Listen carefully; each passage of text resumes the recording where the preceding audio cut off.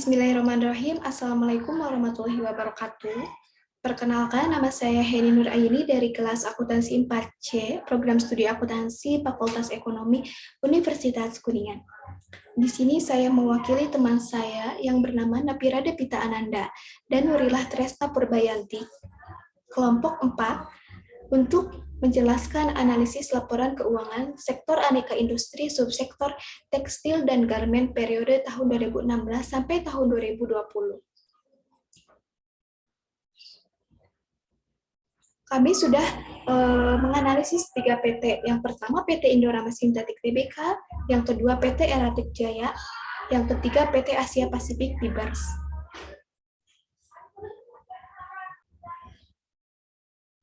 Di sini ada laporan neraca perusahaan sektor tekstil dan garmen. Ada 3 PT, Indorama, Eratek, dan Asia Pasifik. Kita pindahkan dulu akun-akun dan nominalnya dari laporan keuangan yang sudah di-download. Dipindahkan ke sini per PT, masukkan, dan per tahun.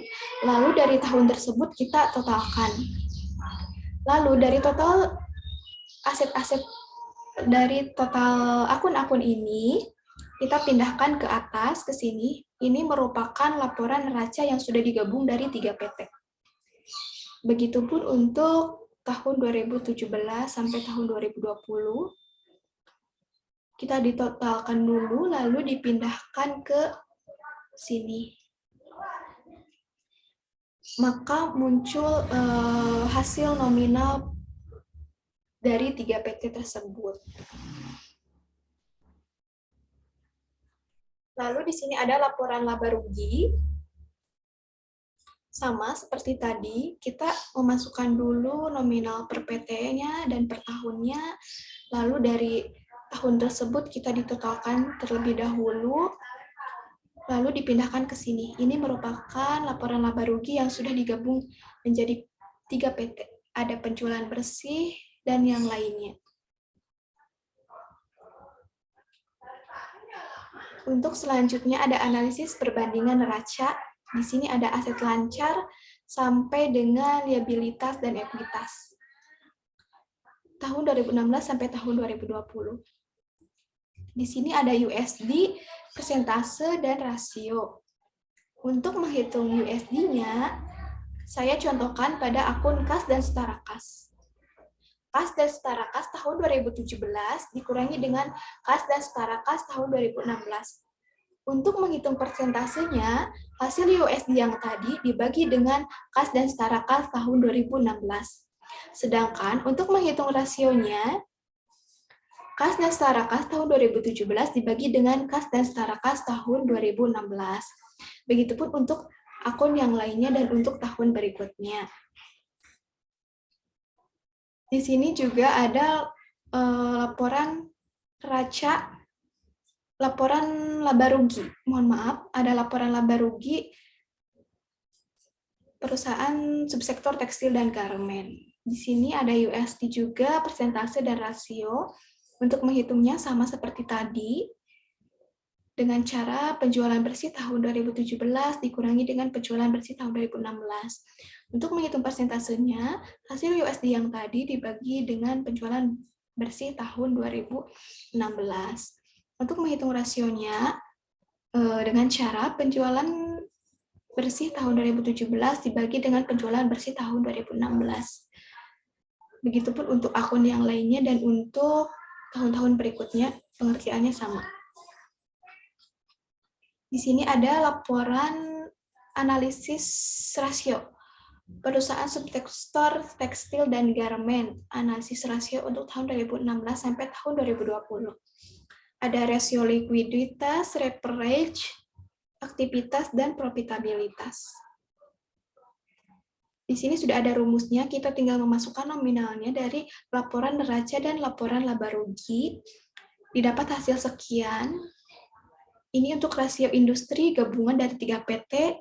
Ini yang per PT-nya ada Indorama, Eratek, sama Asia Pasifik.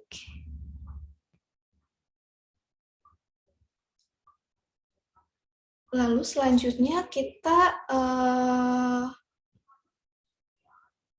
membandingkan antara 3 PT tersebut. Membandingkan dari 3 PT tersebut,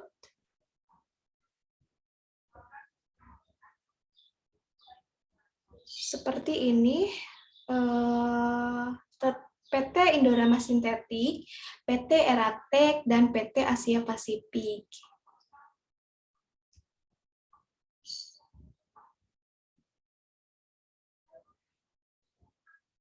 Kita bandingkan dari 3 PT, ini nominal ini didapat dari pengerjaan yang sebelumnya kita pindahkan ke sini.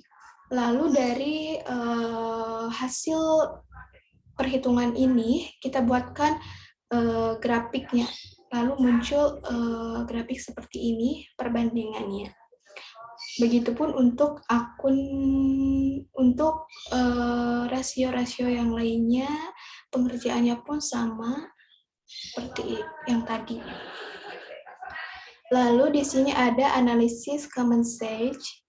Di sini ada pada neraca, laporan neraca, aset lancar sampai dengan liabilitas dan ekuitas. Di sini ada USD dan common stage-nya. Saya contohkan untuk menghitung common stage pada akun kas dan setara kas, yaitu dengan cara kas dan setara kas tahun 2016 dibagi dengan total aset tahun 2016.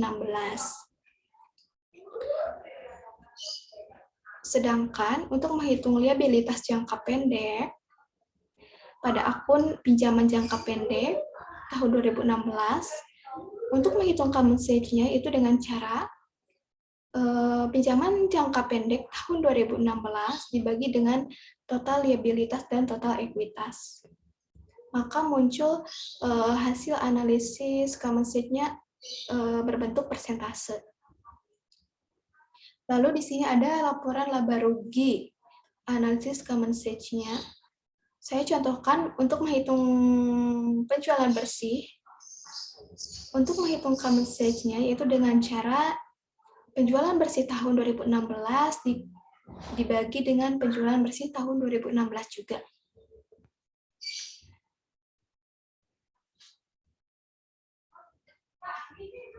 Begitupun untuk akun-akun yang lainnya dan untuk tahun-tahun berikutnya. Selanjutnya ada analisis DuPont. Di sini ada penjualan, HPP, biaya operasi, pajak, dan lain sebagainya. Ini didapat dari laporan neraca dan laporan laba rugi. Lalu di sini ada EAT, net profit margin, ROI, ROE, itu didapat dari analisis rasio yang sudah sebelumnya dihitung. Kita tinggal memindahkan saja nominalnya, begitupun untuk tahun-tahun berikutnya. Selanjutnya ada analisis cross-section. Di sini ada saham yang beredar, tahun 2016 sampai tahun 2020 ada 3 PT, Indorama, Eratek, dan Asia Pasifik. Lalu di sini ada total ekuitas. Di sini nominal ini didapat dari laporan neraca, kita pindahkan ke sini. Lalu di sini ada nilai buku, ekuitas dibagi dengan saham yang beredar. Ada 3 PT juga dan 5 tahun. Lalu di sini ada ROA, ini didapat dari analisis rasio yang sebelumnya. Kita pindahkan ke sini. Lalu di sini ada analisis cross-section-nya. Tahun 2016 sampai tahun 2020 ada 3 PT, Indorama, Eratek, dan Asia Pasifik. Di sini ada ROA dan nilai buku itu didapat dari hasil pengerjaan sebelumnya. Yang ini kita pindahkan ke sini. Lalu kita totalkan, ROA di total, nilai buku di total, dan lain-lain dan yang lainnya untuk tahun-tahun berikutnya. Lalu kita hitung rata-ratanya, ada rata-rata tertimbang dari per PT-nya, lalu ada mediannya. Untuk menghitung mediannya, saya contohkan misalnya median dari ROA tahun 2016 terdapat hasil sekian. Begitupun untuk nilai buku atau ROA tahun-tahun berikutnya. Lalu selanjutnya ada analisis time series. Di sini ada 5 tahun, 2016 sampai tahun 2020, ada 3 PT, ROA perusahaannya, Indorama, RH-Tech, dan Asia Pasifik, dan ROA Industri. Ini didapat dari perhitungan yang sebelumnya. Dari perhitungan ini kita buatkan tabel grafiknya, maka muncul grafik perbandingan seperti ini. Lalu di sini analisis trennya, analisis time series, ini kita tahun 2016 sampai tahun 2020 ada penjualannya. Penjualan ini dapat dari laporan neraca dan laporan neraca. Di sini ada min 2, min 1, 0, 1, 2 itu didapat dari kebijakannya seperti ini. Dan ini adalah Y dikali X, ini adalah X kuadrat dari ini. Lalu di sini ada rumus jumlah Y dibagi dengan N. Tetap dapat hasil sekian, maka muncul persamaan tren sekian. Nah, dari persamaan tren ini kita hitungkan, kita masukkan nominalnya. Dapat hasil sekian, lalu dari tabel ini kita buat grafiknya. Lalu muncul grafik seperti ini. Lalu di sini ada analisis tren. Analisis tren di sini 2016 sebagai tahun dasar. Di sini pada neraca, laporan neraca. Untuk menghitung analisis trennya, yaitu dengan cara saya contohkan pada akun kas dan setara kas. Kas dan setara kas tahun 2016 dibagi dengan kas dan setara kas tahun 2016 juga. Untuk contoh tahun 2017,